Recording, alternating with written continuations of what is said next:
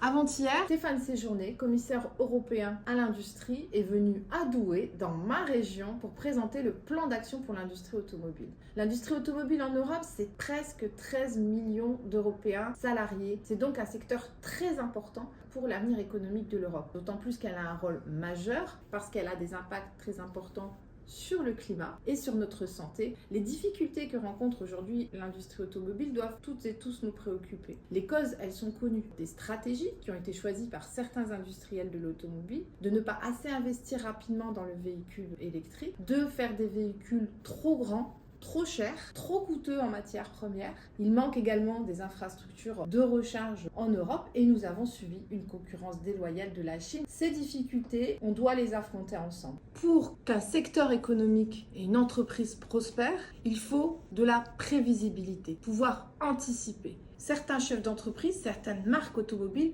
ne l'ont pas fait. Nous avons des entreprises qui aujourd'hui sont venues voir la Commission européenne pour demander à ce que les objectifs qu'ils devaient atteindre en matière de vente de véhicules électriques pour cette année soient reportés. C'est un recul pour nous, même si on comprend leurs difficultés, ils avaient le temps d'anticiper. Et surtout, ils n'ont pas adapté l'offre à la demande. Et certains d'entre eux, je pense notamment à Volkswagen, en 2023 ont versé 4 milliards de dividendes à leurs actionnaires. Nous ne sommes pas d'accord avec cette idée. Nous sommes pour garder le cap et faire en sorte que très vite, ils atteignent leurs objectifs. Et puis, il y a un autre aspect qui nous semble essentiel. C'est la question du rôle et de la place des travailleuses et des travailleurs dans cette aventure, comme d'ailleurs des citoyennes et des citoyens. Les travailleurs et les travailleuses doivent être au cœur de cette transition écologique de l'industrie automobile. Moi, je suis pour qu'ils rentrent à la gouvernance des entreprises, qu'ils aient une place importante dans les décisions qui sont prises. D'ailleurs, les pouvoirs publics aussi, qui soutiennent et financent.